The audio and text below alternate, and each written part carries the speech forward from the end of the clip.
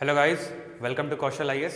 तो हमारा सीरीज़ चल रहा था ओडिशा ऑफ ज्योग्राफी, तो उसी को हम लोग कंटिन्यू करते हैं, आगे बढ़ते हैं। हम लोग सारा कुछ कवर कर चुके थे, लाइक फिजियोग्राफिक डिविजन्स कंप्लीट हो चुका था हमारा। उसके बाद हम लोग गए थे ड्रेनेज पैटर्न पे गए थे। फिजियोग्राफिक डिवीजन का 2 लेक्चर्स थे, ऑलरेडी कर चुका हूँ मैं, बाद में ड्रेनेज सिस्टम पे गए थे। आज हम लोग पढ़ेंगे ओडिशा का क्लाइमेटिक फीचर्स या जो ओडिशा क्लाइमेट्स हैं, और हम लोग जानेंगे कि ओडिशा में साइक्लोन ज़्यादा क्यों आता है। सब कुछ हम लोग पढ़ेंगे, देखते हैं आगे, ठीक है। आज का ब्रीफ यही बता दे रहा हूँ कि कौन कौन से क्लाइमेटिक फैक्टर्स हैं, मानसून कहाँ से आता है, मानसून कैसे हिट करता है, सब कुछ ब्रीफ में पढ़ेंगे और उसके बाद हम लोग आगे बढ़ेंगे, ठीक है। और ऐसे ही फिर नेक्स्ट क्लास हम लोग सॉइल का भी लेके आएंगे। तो ये हमारा ओडिशा का क्लाइमेटिक जोन्स है, ठीक है। ये हमारा ओडिशा का मैप दिख रहा है आपको, ये है क्लाइमेटिक जोन्स। यहाँ आपको आप पॉज करके वीडियो को देख सकते हैं आराम से।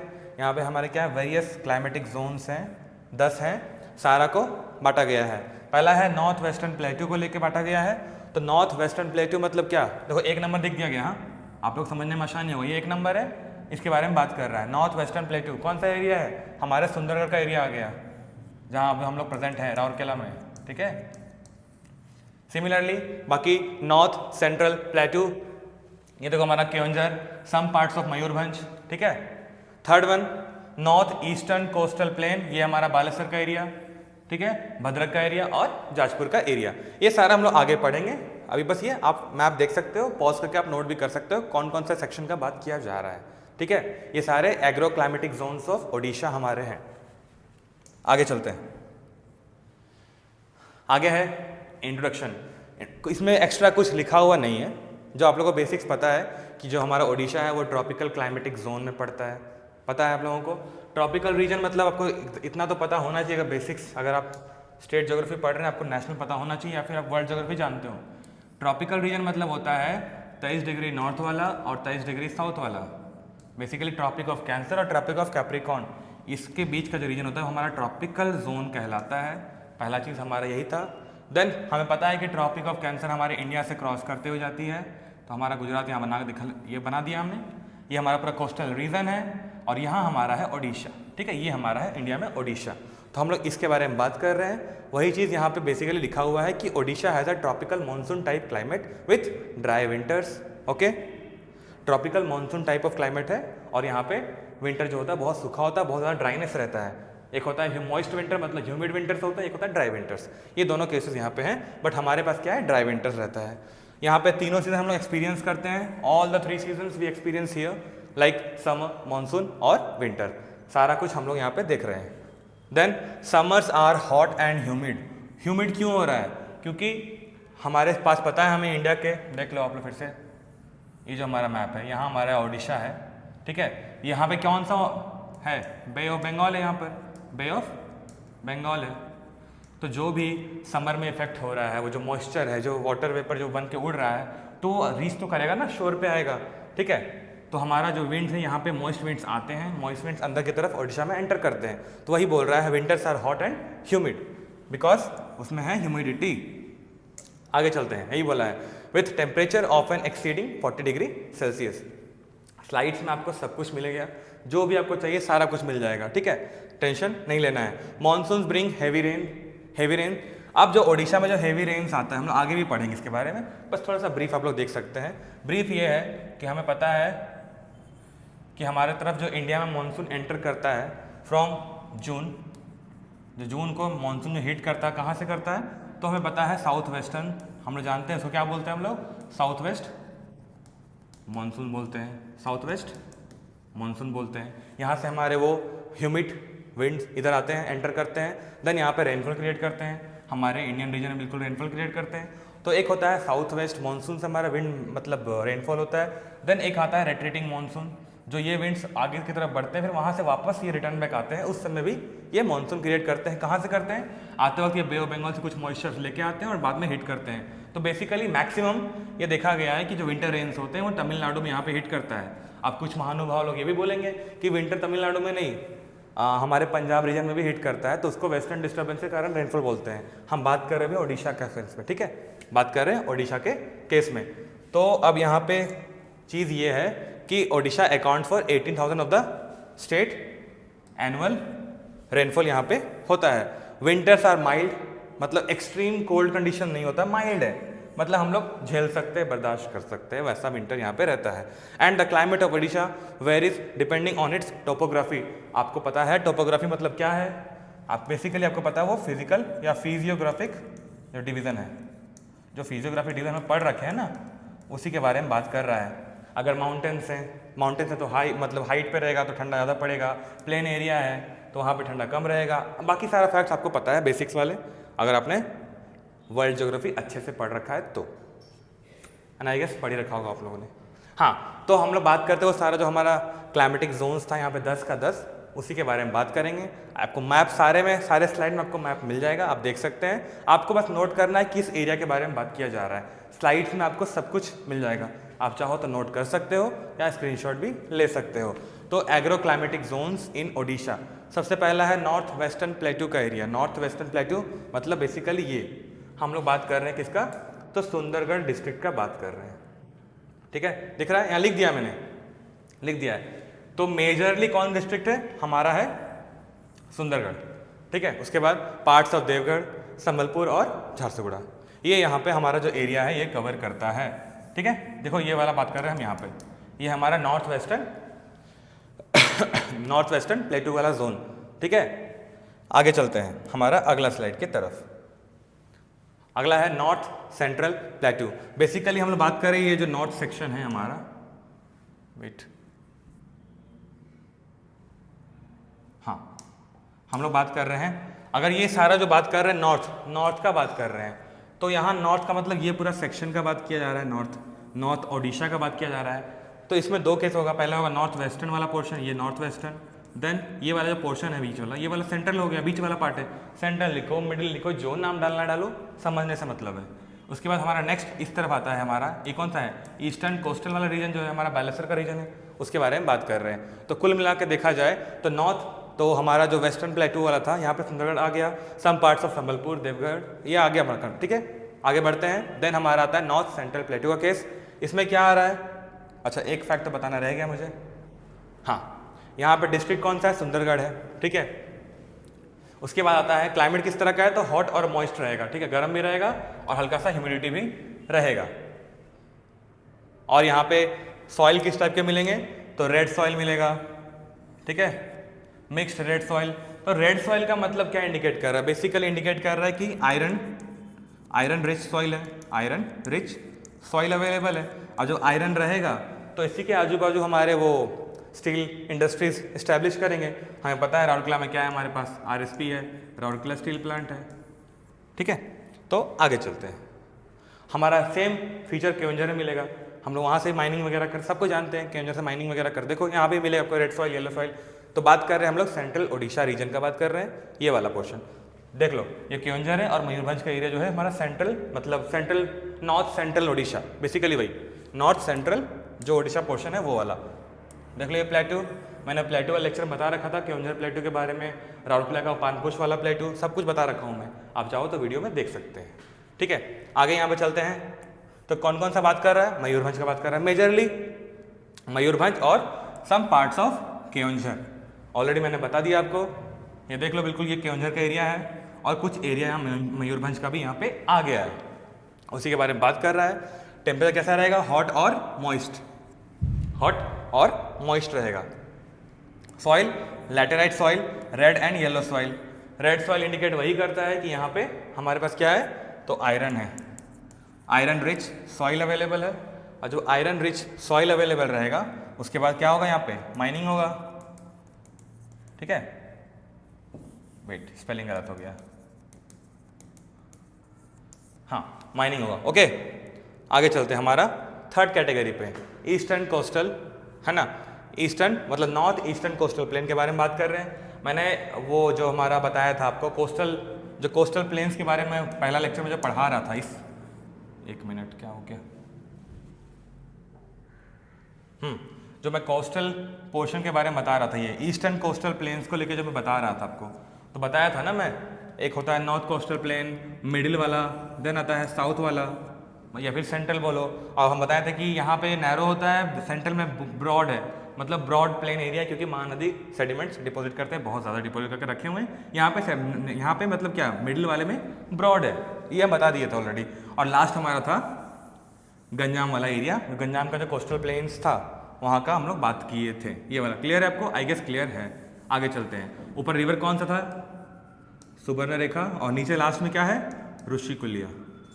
ठीक है, हमेशा याद रखना रिवर्स का नाम। ऊपर Subarnarekha, then Budhabalanga, then Baitarani, then Brahmani, then Mahanadi, then Rushikulya.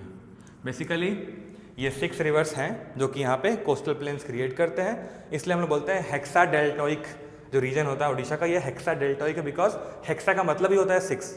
ठीक है, ये 6 रिवर्स आके सारा काम करते हैं। आगे चलते हैं। यहाँ पे नॉर्थ ईस्टर्न कोस्टल प्लेन्स, आपको याद हो गया होगा, मैं रिवाइज करवा दिया ऑलरेडी। कहाँ का बात कर रहे हैं हम लोग? तो Baleshwar, some parts of Bhadrak और जाजपुर भी यहाँ पर आ गया है। ठीक है, यहाँ पर क्लाइमेट कैसा रहेगा? मॉइस्ट रहेगा। ठीक है, then soil again red soil और अलुवियल रहेगा, कोस्टल अलुवियल और सलाइन भी रहेगा। मैं बता रखा था 3 ट्रैक्ट के बारे में बताया था मैं, सॉल्ट ट्रैक्ट और एरेबल ट्रैक्ट, सारा बताया था मैं। आप स्लाइड्स देख सकते हो, पहला लेक्चर भी देख सकते हो, बता दिया हूँ मैं। ठीक है, सलाइन क्यों? क्योंकि कोस्टल एरिया के मतलब बेसिकली यहाँ पे बे ऑफ बंगाल है, बेसिकली यहाँ पे क्या है? बे ऑफ बंगाल है।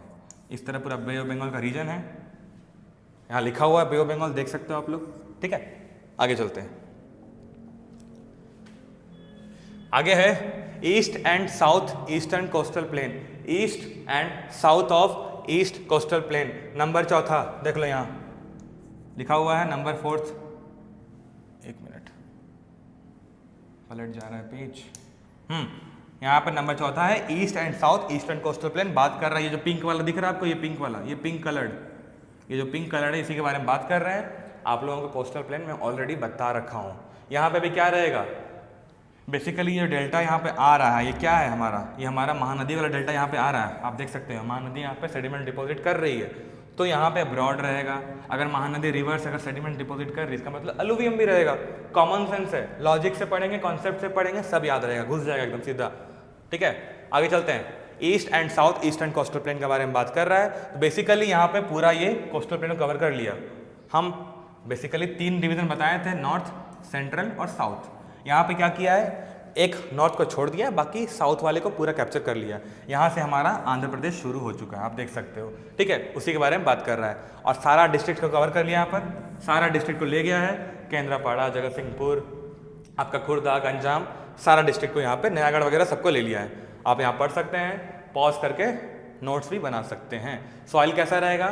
तो मोस्ट इंपॉर्टेंट अलुवियल सॉइल रहेगा, लेटेराइट सॉइल रहेगा। क्लियर है? आगे चलते हैं।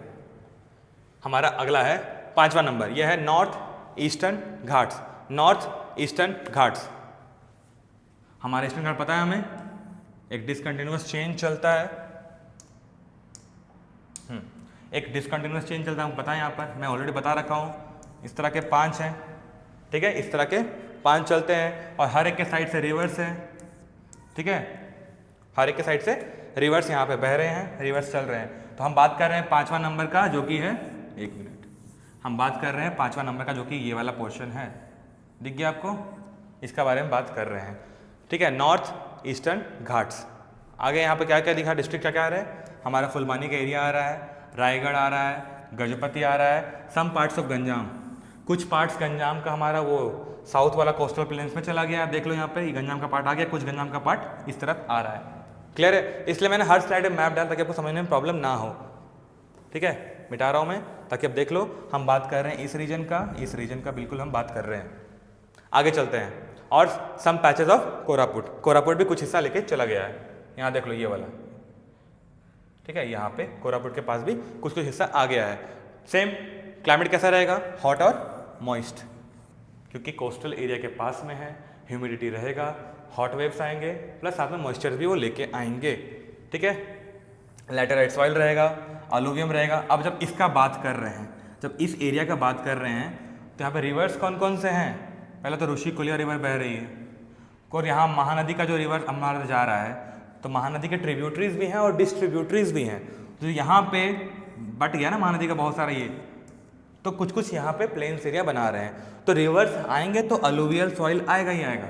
क्लियर है? आगे चलते हैं। हमारा अगला डिवीजन जो है ये है ईस्टर्न घाट हाईलैंड मतलब बेसिकली बात कर रहे हैं जो उठा हुआ हमारा माउंटेन एरिया उसके बारे में बात कर रहे हैं। तो ये हमारा हाईलैंड का एरिया है, नवरंगपुर और कोरापुट का एरिया। ठीक है, नवरंगपुर और कोरापुट का एरिया के बारे में बात कर रहा है। Major parts of Koraput and Nabarangpur.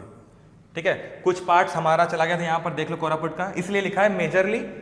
कुछ पार्ट जो है कोरापुट और नवरंगपुर का मेजर पार्ट जो है वो ईस्टर्न घाट हाईलैंड्स के अंदर आ रहा है। क्या रहेगा यहाँ पे? वार्म रहेगा और ह्यूमिड रहेगा। बेसिकली वार्म वही हॉट का बात कर रहा है, हॉट एंड ह्यूमिड का ही बात कर रहा है। कंफ्यूज नहीं होना है वर्ड से। Hot and humid climatic conditions रहेंगे। सॉइल कैसा रहेगा? तो red soil plus red and black mixed red and yellow. ठीक है, बेसिकली एक लेटराइट सॉइल भी यहाँ पे रहेगा, मतलब ब्लैक सॉइल, लेटराइट सॉइल, ये सारे अवेलेबल रहेगा। आगे चलते हैं। अगला है south eastern ghat. Basically some parts of Koraput और मलकानगिरी को ये लेके चला गया है। सम पार्ट्स ऑफ, आप देख लो यहाँ पे कुछ पार्ट कोरापुट का चला गया, नवरंगपुर का भी है और बाकी मलकानगिरी का भी पार्ट्स आ गया है। हम बात करें नंबर 7 का, आप देख सकते हो। ओके वेट चेंज नहीं हुआ क्या? एक मिनट। अच्छा ठीक तो था। ओके, नंबरिंग में मिस्टेक हुआ है। हाँ, साउथ ईस्टर्न घाट नंबर में मिस्टेक हुआ है, माय बैड, कोई बात नहीं। हाँ, ये नंबर 7 हमारा देख लो। सम पार्ट्स ऑफ कोरापुट आ गया है, नवरंगपुर भी आ रहा है और लास्ट में मलकानगिरी का एरिया भी आ रहा है। Malkangiri some parts of Keonjhar. Okay, I guess printing कुछ मिस्टेक हो रहा है, आई थिंक सो। खैर, सम पार्ट्स ऑफ कोरापुट है यहाँ पर, अब कोरापुट कर लेंगे। ठीक है, सम पार्ट्स ऑफ कोरापुट कर लेंगे। वार्म और ह्यूमिड क्लाइमेटिक कंडीशन रहेगा, प्लस यहाँ पे हमारे पास ब्लैक सॉइल अवेलेबल रहेगा। आगे चलते हैं। उसके आता है वेस्टर्न अंडुलेटिंग जोन। बात कर रहे कहाँ का हम लोग? Western undulating zone. ये वाला है कोड़ाहांडी का एरिया। ठीक है, ये वाला एरिया कोड़ाहांडी का एरिया और नुआपाड़ा का एरिया। ठीक है, कोड़ाहांडी और नुआपाड़ा का एरिया का बात कर रहे हैं। तो क्लाइमेटिक कंडीशन कैसा रहेगा? हॉट और मॉइस्ट रहेगा। आपको सारी एरिया में हॉट और मॉइस्चर क्यों दिख रहा है? क्योंकि यहाँ पे कोस्टल एरिया है। जहाँ पे कोस्टल रीजन रहेगा वहाँ पे मोस्टली हॉट और ह्यूमिड ही रहेगा। हॉट एंड ह्यूमिड, क्योंकि हर समय वहाँ से सी ब्रीज आते रहेंगे, मॉइस्चर्स लाते रहेंगे, ये कंटिन्यूस प्रोसेस चलता रहता है। सॉइल कैसा रहेगा? तो रेड और मिक्स्ड या रेड और ब्लैक सॉइल प्रेजेंट रहेगा। अंडरस्टैंडिंग के लिए कुछ बेसिक फैक्ट्स है जो मैंने स्टार्टिंग बता दिया, बाकी ये सारे तो आपको रटने ही पड़ेंगे। उसके बाद हमारा आता है western central table land. Western central table land, ये वाला एरिया हमारा Jharsuguda, some parts of Sambalpur, Bargarh, ठीक है, बौद्ध, ये सारा एरिया यहाँ पे आएगा। सम पार्ट्स ऑफ कटक और जाजपुर भी इसमें आ रहा है। ठीक है, अरे यार पलट गया, कुछ गलती कर रहा हूँ तो मैं डबल स्लाइड कर दे रहा हूँ, सॉरी। हाँ, Bargarh, Bolangir, some parts of Sambalpur and Jharsuguda, ये सारा भी यहाँ पे आएगा। मैं जस्ट आपको बताया ये वाला। तो क्लाइमेटिक कंडीशन कैसा रहेगा देख लो, हमेशा हॉट और ह्यूमिड। हम बात कर रहे हैं वैसा स्टेट के बारे में जहाँ पे कोस्टल एरिया है। अगर कोस्टल बाउंड्री अवेलेबल है एक साइड पे तो मोस्टली क्लाइमेटिक कंडीशन हॉट और मॉइस्ट ही रहेगा, फैक्ट है। यहाँ पे सॉइल कैसा रहेगा? रेड और ब्लैक सॉइल अवेलेबल रहेगा। ब्लैक सॉइल क्यों रहेगा? क्योंकि हमें पता है यहाँ पे जो हमारा प्लेटू रेडी हुआ है या पेनिनसुलर प्लेटू जो हमारा है, बेसिकली उसी का पोर्शन है ना, उड़ीसा में आता है, उड़ीसा में, छत्तीसगढ़ में और हमारा झारखंड में छोटानागपुर प्लेटू का रीजन आता है। तो क्या हो रहा है, मतलब ये प्लेटू कैसे बना है? बेसिकली वो वॉल्केनिक इरप्शन से ही बने हैं, वॉल्केनिक इरप्शन से बने हैं। याद हो रहा है रियूनियन आइलैंड का केस, मेंटल प्लूम, सारा आप रिलेट कर पा रहे हो। मेंटल प्लूम कुछ टाइम तक वहाँ पे हमारा इंडिया रुका हुआ था, इंडियन प्लेट जो था वहाँ पे रुका हुआ था, सारा वॉल्केनिक इरप्शंस हुआ, डेकन ट्रैप बन के रेडी हुआ हमारे गुजरात के साइड में, वही फ्लो होता चला है। तो यहाँ पे भी हमारे पास ब्लैक सॉइल अवेलेबल है। ये बेसिकली वही ब्लैक सॉइल यहाँ पे आपको नज़र आ रहा है। आगे चलते हैं, हमारा लास्ट है मिड सेंट्रल टेबल लैंड। बात कर रहे हैं किसका? Mid central table land. तो यहाँ पे हमारा आएगा ढेंकानाल, अंगुल, कटक। ये देख लो नंबर 10वां है हमारा एग्रो क्लाइमेटिक जोन्स, कुल मिला के 10 डिविजन्स किए हुए हैं। हम लोग सारा कर चुके हैं, ये हम लास्ट देख रहे हैं। 10वां नंबर क्या है, तो हमारा है मिड सेंट्रल टेबल लैंड। कौन कौन सा डिस्ट्रिक्ट इसके अंदर आ रहा है, सम पार्ट्स ऑफ अंगुल, मतलब मेजरली अंगुल आ गया, ढेंकानाल आ गया और Cuttack, some parts of Cuttack आ रहा है इसमें, ठीक है। क्लाइमेट कैसा रहेगा, फिर से वही हॉट और मॉइस्ट क्लाइमेट की कंडीशन रहेगा। सॉइल अलुवियल, अलुवियल क्यों, क्योंकि यहाँ से रिवर जा रही है, क्या नाम है, ब्राह्मणी, ब्राह्मणी रिवर जा रही है। अगर रिवर आ रही है तो प्लेन एरिया बनेगा, सेडिमेंट डिपॉजिट करेगी तो होगा वो अलुवियम, तो बेसिकली अलुवियम। आई गेस क्लियर हो गया आपका। देन नेक्स्ट है मेजर सीजन्स। मेजर सीजन्स बोलो या बोलो जो हमारा मानसून जो आता है हिट करता है, तो कुल मिला के 2-3 मतलब 4 है, मेजरली हम लोग 2 ही देखते हैं। 2 क्यों देखते हैं, पहला हमारा south western monsoon season, second one is retreating monsoon season. तो ये जो 2 केसेस हैं इसमें क्या आता है, तो पहला मैंने ऑलरेडी आपको बता दिया था, पहला स्लाइड में ब्रीफ में बताया था कि साउथ वेस्ट मानसून क्या हो रहा है, ठीक है। हमारा जो मूवमेंट होता है इस तरफ साउथ वेस्ट, अब आप लोगों को डायरेक्शन तो पता होना ही चाहिए ना, north south east west north east, ये हो गया साउथ वेस्ट, इधर हो गया साउथ ईस्ट, इधर हो गया नॉर्थ वेस्ट। क्लियर है, साउथ वेस्टर्न साइड से मानसून एंटर करती है, केरला की तरफ हिट करती है, देन वो आगे बढ़ती है, यहाँ वेस्टर्न घाट क्रॉस करते हुए और वो आगे जाती है, और पूरे इंडिया के रीजन में बिल्कुल देखा जाए तो गैंजेटिक रीजन सारा कुछ प्लेन एरिया यहाँ पे पूरा वो रेनफॉल करवाती है। बिकॉज यहाँ पे क्या क्रिएट होता है, समर के टाइम में ITCZ क्रिएट होता है, inter tropical convergence zone create होता है। It's a low pressure zone, तो बेसिकली हाई से चीज़ें लो की तरफ मूव करेंगी तो यहाँ पे जाएगा और इस एरिया में रेनफॉल करवाएगा। इधर वो ओरोग्राफिक रेनफॉल हो, ओरोग्राफिक रेनफॉल, ओरोग्राफिक रेनफॉल क्या होता है, बेसिक्स बता देता हूँ।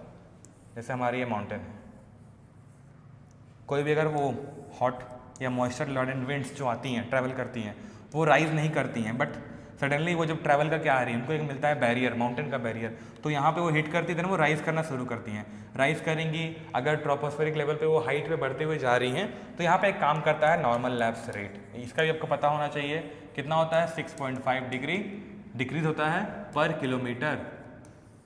कोई भी विंड्स अगर वो जो ऊपर जा रही है तो उसका मतलब है नॉर्मल लैप्स रेट वहाँ पे काम करता है, नॉर्मल लैप्स रेट काम करता है 6.5 डिग्री पर किलोमीटर काम करता है। अब ये जो विंड है गर्म है, मॉइस्चर है, वो मॉइस्चर लेके चल रही है, वो ऊपर बढ़ेंगी और हर 1 किलोमीटर पे वो क्या करेंगी, अपना वो टेम्परेचर कम करना शुरू करेंगी। एक टाइम के बाद क्या होगा, वो कंडेंसेशन करेंगी, क्लाउड बनाएंगी और देन वो रेनफॉल करवाएंगी। तो rainfall because of this mountain barrier, इसको बोलते हैं ओरोग्राफिक रेनफॉल। तो इसमें भी 2 केसेस होता है, एक होता है विंडवर्ड साइड और अगला होता है एक तरफ, इसको बोलते हैं लीवर्ड साइड। मतलब इस तरफ रेनफॉल करवाएगी और इस तरफ कम करवाएगी, क्योंकि विंड का मूवमेंट इधर है, विंड यहाँ से राइज करेगी, इस पोर्शन पे ही रेनफॉल करवाएगी, इधर कम करवाएगी। यही एक रीज़न है कि हमारे पास वेस्टर्न घाट्स में क्या मिलता है, हमारे पास ग्रीन फॉरेस्ट मिलता है, ठीक है। एवरग्रीन फॉरेस्ट क्यों मिलता है, क्योंकि रेनफॉल यहाँ पे आते रहता है, वेस्टर्न घाट से राइज करता है और ओरोग्राफिक रेनफॉल करवाता है।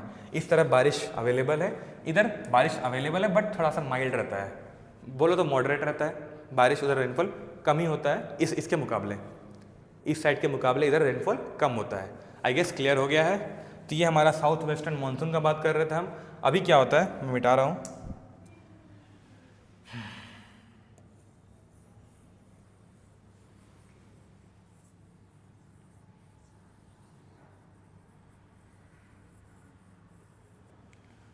ठीक है। अभी क्या होता है, ये जो साउथ वेस्टर्न मानसून वाला विंड है ये ट्रैवल कर रही है, आगे बढ़ती है, इस तरफ भी जाती है, वापस यहाँ से घूमना शुरू करती है, इसको बोलते हैं रिट्रीटिंग मानसून। मैं बेसिक बता रहा हूँ, बस इतना ही है। यही विंड वापस जाके घूमना शुरू करती है, इसको बोलते हैं रिट्रीटिंग मानसून।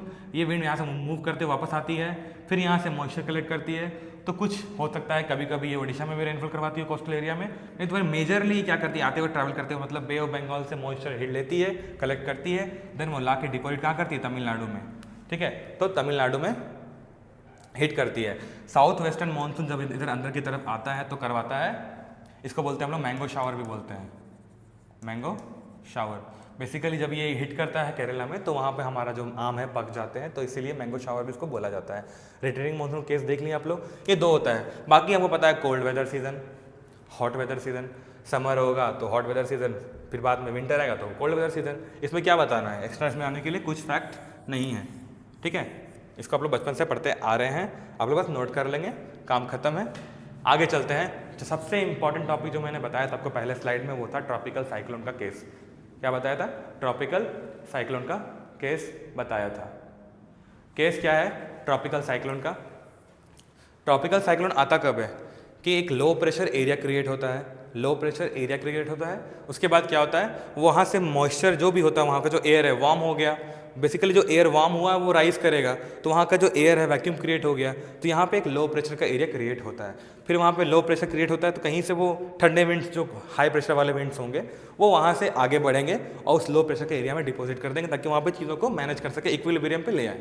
अब जब वो केस होता है, फिर बाद में वहाँ भी और गर्मी बढ़ता है तो वो राइज करते हैं, तो एक राइजिंग प्रोसेस चलता रहता है, वहाँ से आते रहते हैं, विंड्स का मूवमेंट होता रहता है और वो राइजिंग चलता रहता है, और बाद में हमारा वो अर्थ का रोटेशनल फोर्स जो है, कोरियोलिस फोर्स, वो भी एक्ट करता है। इसीलिए क्या होता है, वो एक रोटेशनल मोशन मिलता है उस विंड को, और वो बाद में जाके हाइट पे पहुंचते हैं, नॉर्मल लैप्स रेट काम करता है, वो बारिश करवाते हैं, बारिश भी करवाएंगे, फिर बाद में और वो क्या, वो एक्स्ट्रा स्ट्रॉन्ग फोर्स क्रिएट हो जाता है, वहाँ से भी साइक्लोनिक कंडीशंस हमारा बन जाता है। फिलहाल इतना ही है, तो आगे पढ़ते हैं यहाँ पर, ठीक है। क्या है लिखा हुआ? Basically the low pressure area is heated over the warm tropical ocean which leads to the rise of air, मतलब हम बात कर रहे हैं कहाँ का, आप देख लो एक बार, हम बात कर रहे हैं बे ऑफ बंगाल एरिया का, इसी का रीजन का बात कर रहे हैं। Why Odisha is more prone to cyclone, हम उस पर आ रहे हैं। फिलहाल साइक्लोनिक कंडीशन के बारे में ध्यान देते हैं। जब भी साइक्लोनिक कंडीशन आएगा, उसके 2-3 केसेस हैं, और भी भर सकते हो, 5-6 डाल सकते हो, बट फिलहाल इंपॉर्टेंट जो मेजर है वो 3 ही है। 3 क्या है? एक लार्ज वाटर सरफेस, मतलब वाटर का एरिया चाहिए, लार्ज वाटर एरिया, हमारा जैसे बे ऑफ बंगाल का एरिया एकदम लार्ज, वो मिल गया हमें। उसके बाद एक बोलता है कॉन्टिन्यूअस हीट चाहिए। तो हीट कहाँ मिलेगा? हमें पता है कि ट्रॉपिकल रीजन ही होता है, मतलब बेसिकली ट्रॉपिकल जो लैटिट्यूड्स हैं, सन हमेशा वहाँ पे हर एक लैटिट्यूड पे ओवरहेड रहता है, ठीक है, ये हमको पता है। तो बेसिकली ट्रॉपिकल रीजन पे ही हमारा सन का मूवमेंट रहता है, तो उस ट्रॉपिकल रीजन पे ही सन का हीट ज़्यादा आएगा। तो एक वाटर का एरिया प्लस हमारा इम्पैक्ट, जो हम लोग ग्लोबल वार्मिंग बढ़ा रहे हैं, सब कुछ कर रहे हैं, तो एक ओशन जो सी सरफेस का टेम्परेचर 27 डिग्री पहुँच जाता है, ठीक है, कंटिन्यूअस हीट मिल रहा है, टेम्परेचर राइज हो रहा है टिल 27 डिग्री सेल्सियस, और साथ में काम करता है कोरियोलिस फोर्स। और एक और फैक्टर ये है कि ऊपर अगर क्लाउड बन रहा है, अगर क्लाउड्स ऊपर बन रहे हैं, मान लेते हैं यहाँ पे क्लाउड्स बन रहा है, नॉर्मली जो कंडीशन होता है कि हॉट लैडेंट विंड्स, जो मॉइस्चर लैडेंट विंड्स है, वो राइज करते हैं, राइज करने के बाद क्या कर रहे हैं, वो राइज करेंगे, ऊपर जाकर नॉर्मल लैब सेट काम करेगा, फिर वो कंडेंसेशन करेंगे, मतलब क्लाउड्स बनाएंगे, देन वो पानी प्रेसिपिटेशन होगा। हमारा का लॉजिक ये हमें पता है। जब ये क्लाउड का साइक्लोनिक कंडीशन, मतलब क्लाउड्स जो ऊपर जाकर बन रहे होते हैं, अगर उसी बीच में अगर विंड का मूवमेंट या विंड स्पीड ज़्यादा होता है तो साइक्लोनिक कंडीशन नहीं बनता है। तो वहाँ पे विंड का स्पीड भी मैटर करता है। अगर विंड का स्पीड ज़्यादा होगा तो वो बादल को डिस्प्लेस करके कहीं और ले जाएगा, तो कंडीशन क्रिएट नहीं हो पाएगा। तो विंड का स्पीड भी मैटर करता है, प्लस कॉन्टिन्यूअस हीट, एक बड़ा वाटर एरिया, मतलब वाटर का सरफेस एरिया बड़ा होना चाहिए, ठीक है। ये हमारा बेसिक प्रिंसिपल है साइक्लोनिक कंडीशन का। आप एक बार ये रीड कर सकते हो, मैं भी अपने साथ एक बार रीड कर लेता हूँ, अब मैं थोड़ा साइड हट जाता हूँ, ठीक है। मैं जो बोला उसे एक बार ध्यान दीजिए। The low pressure area is heated over the warm tropical ocean which leads to the rise of air from this discrete parcels, ultimately causing the formation of thunderstorms. This creates the flow of very warm, moist, rapidly rising air, leading to the development of a center of low pressure or depression at the surface. ठीक है, tropical cyclones, hurricanes और typhoons form when convection causes warm moist air over the ocean to rise. ये मैंने just आपको बताया था, ये वाला केस, सेकेंड नंबर वाला, राइज होता है। उसके बाद next, they begin as a group of storms when the water gets as hot as 27 degree Celsius. मैंने जस्ट बताया था आपको। द कोरियोलिस इफेक्ट काम करता है। ये क्या होता है? बेसिकली अगर हम बात करें नॉर्थ हेमिस्फीयर और साउथ हेमिस्फीयर का बात कर रहे हैं, साउथ हेमिस्फीयर का बात करिए, दो केस का बात कर रहे हैं हम लोग। नॉर्थ में क्या होता है, कोई भी अगर मूवमेंट होता है तो ये राइटवर्ड डिफ्लेक्शन करता है विंड को राइटवर्ड डिफ्लेक्ट करेगा। किसी भी डायरेक्शन का विंड हो उसको वो राइट की तरफ डिफ्लेक्ट करेगा। यही कारण है कि हमारा जो मानसून एंटर करता है इंडिया में, वो ऐसे जो हमारे ट्रेड विंड्स जा रहे हैं उनको मूव करवा के इधर राइटवर्ड डिफ्लेक्ट करता है। इसीलिए वो हमारे केरला की तरफ एंटर करता है, ठीक है।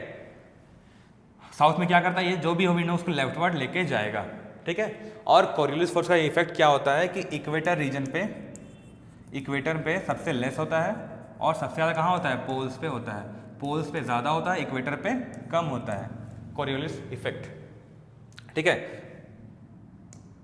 तो आगे चलते हैं। अब जब बात करें ट्रॉपिकल रीजन का, मतलब हमारा इक्वेटर यहाँ पर है, हमारा ट्रॉपिक ऑफ कैंसर यहाँ पर है, इस रीजन पे हमारे पास साइक्लोन उठ रहा है, मतलब इक्वेटर से ऊपर जा चुके हैं, मतलब कोरियोलिस फोर्स तो काम करेगा ना। यहाँ पे लेस होता है, इक्वेटर में लेस होता है, 0 डिग्री पे लेस होता है, ऊपर तो है ना स्ट्रांग होता जाएगा ना, यहाँ से ऊपर जाते थे बढ़ता जाएगा कोरियोलिस फोर्स का इफेक्ट। तो वही बात यहाँ पे कर रहा है। आगे, tropical cyclone usually move westward in the tropics, ये वेस्टवर्ड मूव करते हैं ट्रॉपिक्स पे, ठीक है, वेस्टवर्ड मूव करते हैं। यही कारण है कि हमारा जो बे ऑफ बंगाल में ओशन पे जो हमारा वाटर राइज हो रहा है या फिर साइक्लोनिक कंडीशंस क्रिएट हो रहा है, वो क्या कर रहा है, घूमते घूमते घूमते घूमते वेस्टवर्ड मूवमेंट ही करता है, और एक बार वो आ जाता है देन वो नॉर्थवर्ड बढ़ना शुरू करता है ना, वही लिखा हुआ है, एंड लेटर मूव नॉर्थ और south into the temperate zone. Tropical cyclones are powered by warm humid ocean air, यही सब लिखा हुआ है, आप लोग देख सकते हैं। हम आगे चलते हैं। देखो ये कंडीशन क्रिएट हो रहा है। अब मैं आपको थोड़ा बेसिक सिखाता हूँ। देखो ये वाला, जैसे मान लेते हैं एक मिनट, जैसे मान लेते हैं ये हमारा एक वाटर सरफेस है, वाटर का सरफेस है। अब यहाँ पे जैसे हमारा पानी गर्म हो गया है, पानी गर्म हो रखा है, अब वाटर यहाँ से क्या करेगा, बेसिकली वाटर वेपर राइज करेंगे, पानी गर्म हो तो राइज करेगा, राइज किया मतलब यहाँ का जो वाटर, यहाँ का जो एयर है वो क्लियर हो गया ना, मतलब हॉट वार्म है तो वो राइज करेगा, राइज किया मतलब यहाँ पे एक लो प्रेशर एरिया क्रिएट होगा। अब ये लो प्रेशर क्रिएट हुआ, अब इस एरिया पे चारों तरफ से क्या होगा, हर डायरेक्शन से, फ्रॉम एवरी डायरेक्शन, यहाँ पे जो हाई प्रेशर विंड्स हैं, मतलब जो ठंडे विंड्स हैं, वो यहाँ पे आके इसको इक्विलिब्रियम करने का कोशिश करेंगे। तो वो यहाँ से अंदर की तरफ आएंगे, अंदर की तरफ आए, ये राइज कर रहा है, ये राइज कर रहा है, यहाँ पे एक क्लाउड बना दिया, अब ये बारिश करने वाला है। पर जब ये क्लाउड बनाता है, कंडेंसेशन होता है, तो यहाँ पे एक हीट रिलीज करता है, उसको बोलते हैं लेटेंट हीट ऑफ कंडेंसेशन। तो यहाँ की भी चीज़ों को गर्म करेगा, यहाँ के भी एयर को गर्म करेगा, फिर ये और राइज करेगा, और राइज करेगा, वहाँ पे भी क्लाउड बनाएगा। तो ये एक बेसिकली ट्रोपोस्फेयर लेवल तक पहुँच जाता है, जहाँ पे कोरियोलिस फोर्स का इफेक्ट बहुत ज़्यादा स्ट्रॉन्ग होता है, और वहाँ पर जब ये विंड को पकड़ता है तो सारा चीज़ एक साथ में मूवमेंट शुरू हो जाता है बिकॉज ऑफ कोरियोलिस फोर्स। तो ये घूमना शुरू करते हैं और कंटिन्यूसली ये रोटेशन मोशन में आ जाते हैं। ये हमारा होता है बेसिकली। अब ये वार्म विंड से ऊपर जाएंगे, क्लाउड बनाएंगे, तो साइक्लोनिक कंडीशन हो रहा है, साथ में ये बारिश भी लेके आ रहे हैं। यही था हमारा कॉन्सेप्ट ट्रॉपिकल साइक्लोन का। सेंटर में होता है हमेशा लो प्रेशर, उसको बोलते हैं आई। अगला है why Odisha is more prone to cyclonic condition. तो इसमें से 2-3 केस तो मैं बता दिया हूँ। चौथा केस ये है कि बेसिकली एक काम करता है फनल इफेक्ट। फनल इफेक्ट आप लोग ये भी जानते होंगे, जब हम लोग पढ़ते हैं मेघालय को लेके, तो मेघालय में जो वहाँ का जो एरिया है, जो स्ट्रक्चर है ना, वो बेसिकली ये फनल इफेक्ट की तरह काम करता है, वो काम करता है फनल इफेक्ट की तरह, ठीक है। तो जो भी मॉइस्चर यहाँ जा रहा है, ऐसे जा रहा है, सारा कुछ वहाँ पे राइज करवाता है, देन वहाँ पे रेनफॉल करवाता है। मेघालय में यही सीन चल रहा होता है। तो बे ऑफ बंगाल जो रीजन है हमारा, ठीक है, ये हमारा बे ऑफ बंगाल का जो रीजन है, अब देख लो यहाँ पे ये है बेसिकली, देखो ये एक फनल इफेक्ट का काम करता है। तो यहाँ पे अगर ये बड़ा लार्ज वाटर बॉडी है, साइक्लोनिक कंडीशन क्रिएट हुआ है, हमें पता है साइक्लोनिक या ट्रॉपिक कंडीशन पे वेस्टवर्ड मूव करते हैं, देन वो नॉर्थ की तरफ बढ़ेंगे, मतलब टेम्परेट जोन की तरफ बढ़ना शुरू करेंगे। तो वंस वो यहाँ पे लैंड सरफेस पे हिट करते हैं, देन उनके पास खत्म, वो डेड होने वाले हैं। अब आगे जाएंगे वो डेड हो जाएंगे। वेट, क्या हो गया, ठीक है, आगे जाके डेड हो जाएंगे। तो 2-3 केस क्या बताया, why Odisha is more prone to cyclone. पहला है लार्ज वाटर बॉडी अवेलेबल है, कोरियोलिस फोर्स का इफेक्ट होता है क्योंकि हम लोग ट्रॉपिकल रीजन पे घूम रहे हैं, देन वेस्टवर्ड मूवमेंट होता है। अगर बे ऑफ बंगाल में बन रहा है तो हमें पता है कि ट्रॉपिकल रीजन पे साइक्लोन वेस्टवर्ड मूव करते हैं। देख लो, एक मिनट, वेस्टवर्ड मूव करते हैं, मूव करते करते वो हमारे लैंड पे हिट करते हैं। लैंड पे हिट करेंगे, देन हमें पता है कि हाँ, मान लेते हैं गोपालपुर सी बीच पे हिट किया है, देन वो आगे बढ़ते हुए दिखाता है कि हम मैप में कि वेस्ट बंगाल चला गया, आगे मतलब ओडिशा में हिट किया, देन कोलकाता की तरफ मूव कर गया, तो वो नॉर्थवर्ड मूव करता है, मतलब टेम्परेट जोन की तरफ जाना शुरू करता है। यही हमारा केस था। आप लोग पढ़ सकते हैं, मैंने जो बताया बिल्कुल वही साफ साफ लिखा हुआ है, आप एक बार देख लो अच्छे से। Location of Bay of Bengal, ठीक है। अगला है वार्म सी सरफेस टेम्परेचर, इसलिए उड़ीसा साइक्लोन से प्रोन है। अगला केस देख लो, फ्रीक्वेंट लो प्रेशर सिस्टम, मतलब जहाँ पे हीटिंग होगा वहाँ पे लो प्रेशर तो होगा ही ना। लो प्रेशर साइड से सारे एयर जो हाई प्रेशर वाले विंड्स हैं वो लो प्रेशर की तरफ बढ़ेंगे। हमें पता है कि हाई टू लो चीज़ें मूव करती हैं। उसके बाद कोस्टल शेप और शैलो वाटर्स, हाँ वाटर्स बहुत शैलो रहता है और यहाँ पे हम बताएं funnel like shape, funnel like effect काम करता है। और then climatic patterns and monsoon winds. कुल मिला के ये 3-4 जो फैक्ट्स हैं आप जान सकते हैं, प्लस हम जो एक बताए थे वो वाला विंड शेयर वाला फैक्ट। अगर विंड का स्पीड ज़्यादा होगा तो क्लाउड्स बनेंगे नहीं, क्लाउड्स बनेंगे नहीं तो आगे साइक्लोनिक कंडीशन क्रिएट नहीं होगा। क्लाउड्स का बनना बहुत ज़रूरी है, तब जाके वो साइक्लोनिक कंडीशन क्रिएट होता है। बाकी देख लो कैसे ये, मान लेते हैं इस एरिया में साइक्लोनिक कंडीशन शुरू हुआ है, यहाँ पे शुरू हुआ, देन वो आते आते लैंड पे हिट करता है, और जब ये हिट किया देन वो नॉर्थवर्ड मूव शुरू किया है, क्योंकि उसको जाना है टेम्परेट जोन की तरफ बढ़ना होता है, वो आगे की तरफ जाएगा। ठीक है, यही हमारा फैक्ट है। और आप कुछ हिस्टोरिकल फैक्ट देख सकते हो, सुपर साइक्लोन कब आया था, फाइलिन कब आया था, फानी कब आया था, यास कब आया था, अभी रिसेंटली दना आया है। तो आई गेस ये स्लाइड कंप्लीट हो चुका है। तो अगले क्लास में मिलेंगे सॉइल्स के साथ, तो देखते रहिए coastal IAS। Please like, subscribe and share our channel. Thank you.